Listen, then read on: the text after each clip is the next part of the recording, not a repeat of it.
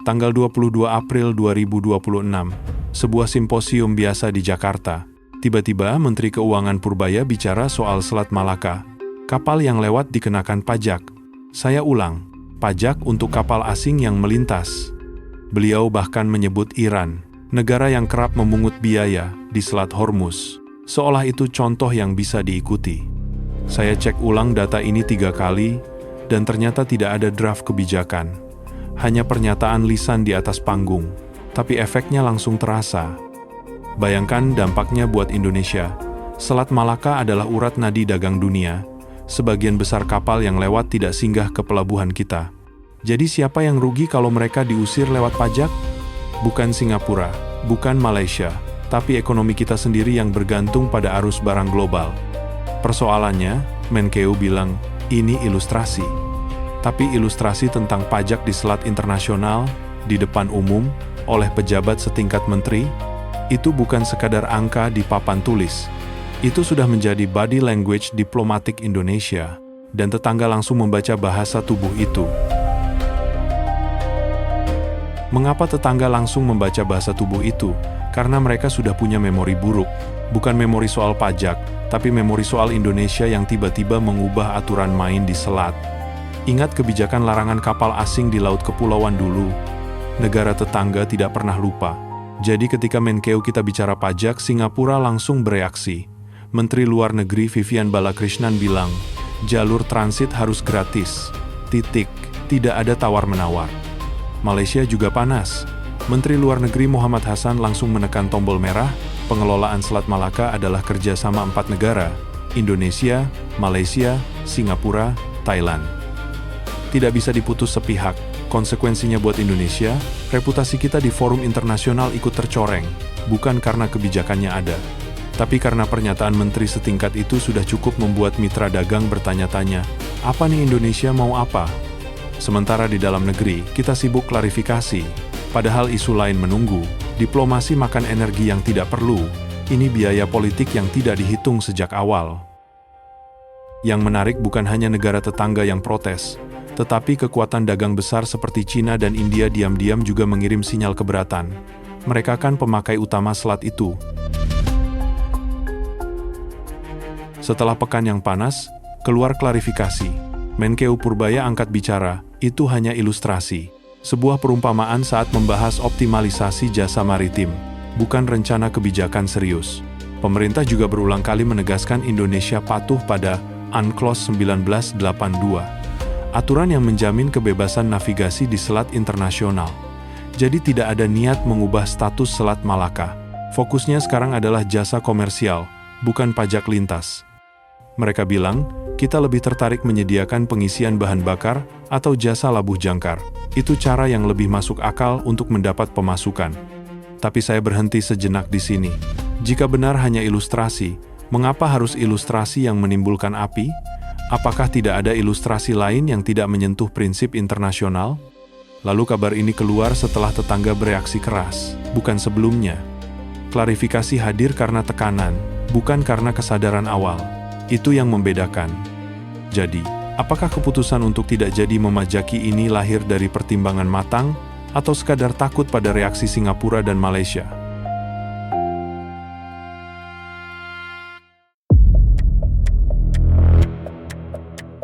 Pasal 17 UNCLOS 1982, hak lintas damai. Itu satu pasal yang membuat ide pajak Selat Malaka sulit terwujud. Saya buka buku UNCLOS lagi semalam. Pasal itu bilang, kapal semua negara punya hak untuk melintasi selat yang dipakai untuk pelayaran internasional, sepanjang tidak mengganggu kedamaian, keamanan, atau ketertiban negara pantai. Selat Malaka jelas masuk kategori itu.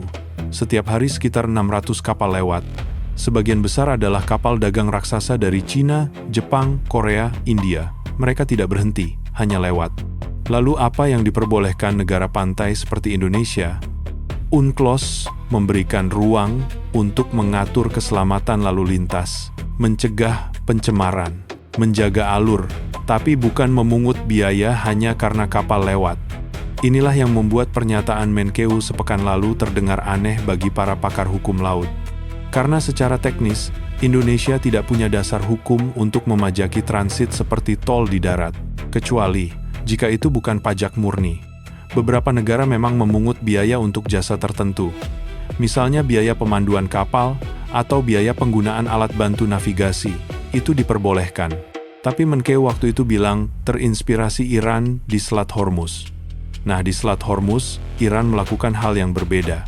Mereka kadang mengancam menutup selat atau memeriksa kapal secara paksa. Itu bukan model yang bisa ditiru negara yang taat UNCLOS.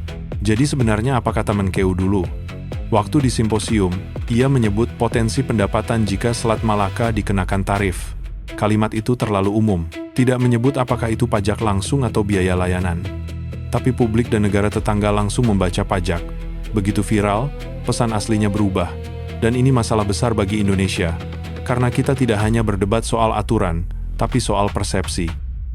Sekarang mari kita hitung realistis. Kalaupun Indonesia ingin mencari pemasukan dari Selat Malaka, jalannya bukan pajak transit, tapi jasa komersial seperti bunkering atau pengisian bahan bakar.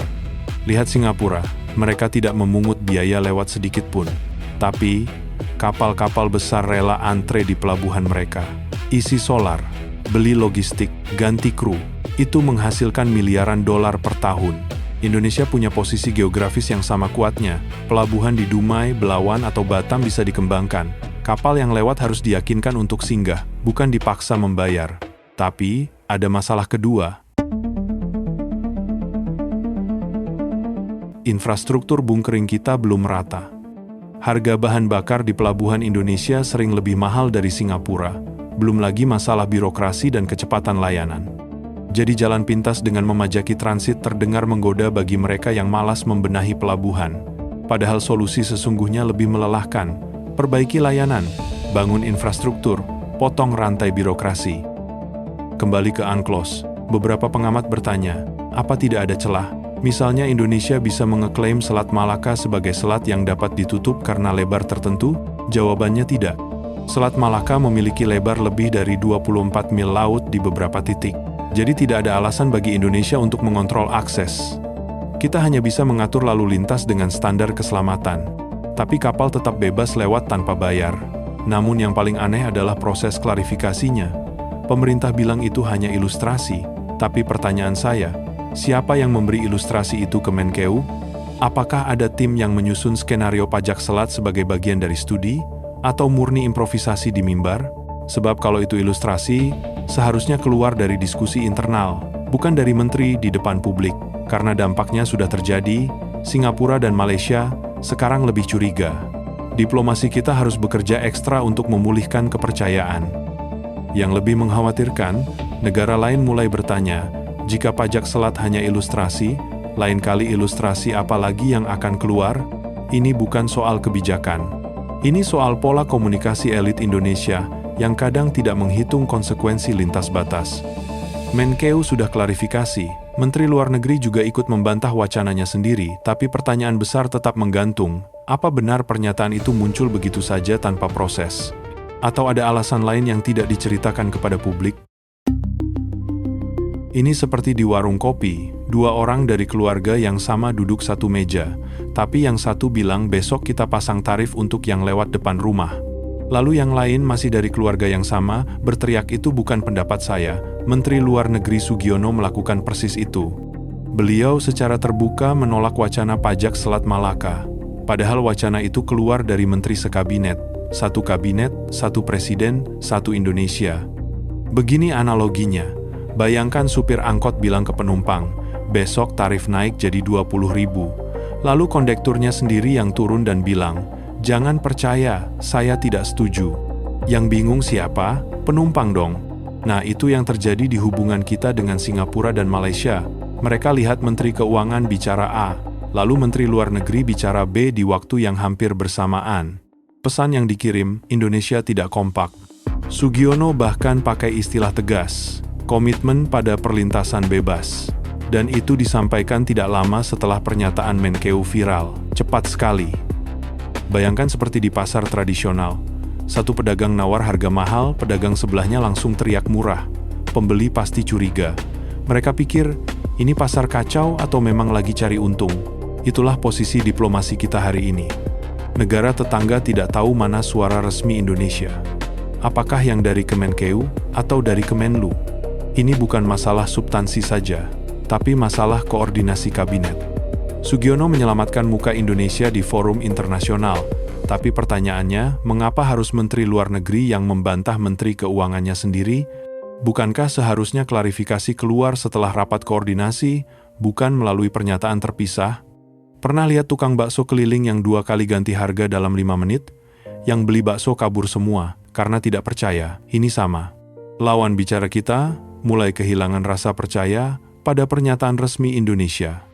Satu hal lagi, Menteri Luar Negeri yang membantah Menteri Keuangan, ini seperti kakak beradik yang berantem di depan umum, tetangga pada ngumpul lihat, padahal masalahnya cuma soal ilustrasi katanya. Tapi ilustrasi kok perang mulut antar kementerian? Satu kata, ilustrasi. Dari awal narasi ini, kita dijejali kata itu berkali-kali. Ilustrasi, bukan kebijakan, bukan rencana, sekadar perumpamaan di atas panggung. Tapi lihat apa yang terjadi. Singapura naik pitam, Malaysia bereaksi keras. Menteri Luar Negeri kita sendiri turun gunung membantah rekannya sekabinet. Semua hanya karena sebuah ilustrasi. Ini pelajaran mahal. Di level menteri tidak ada yang namanya cuma ilustrasi, karena setiap kata yang keluar dari pejabat setingkat itu punya bobot. Negara tetangga mendengar, pasar bereaksi. Diplomasi terganggu. Soal koordinasi. Itu inti dari masalah ini. Apakah sebelum bicara soal Selat Malaka di forum publik, Menkeu berdiskusi dengan Kemenlu? Apakah ada notulensi dari simposium itu yang diperiksa tim komunikasi? Bayangkan, Indonesia jadi bulan-bulanan karena kalimat yang katanya tidak serius. Padahal fokus kita seharusnya ke jasa komersial, bukan ke kontroversi yang tidak perlu. Seharusnya kita belajar dari Iran. Mereka pakai isu selat untuk tekanan politik. Lain dengan Indonesia yang tiba-tiba melontarkan ide tanpa kalkulasi risiko. Beda strategi, beda konsekuensi. Kini polemik sudah reda, klarifikasi sudah turun, tapi nama Indonesia sempat tercoreng. Mitra dagang bertanya-tanya, dan kita buang energi menjelaskan daripada bekerja. Jadi pada akhirnya kembali ke satu kata tadi, ilustrasi.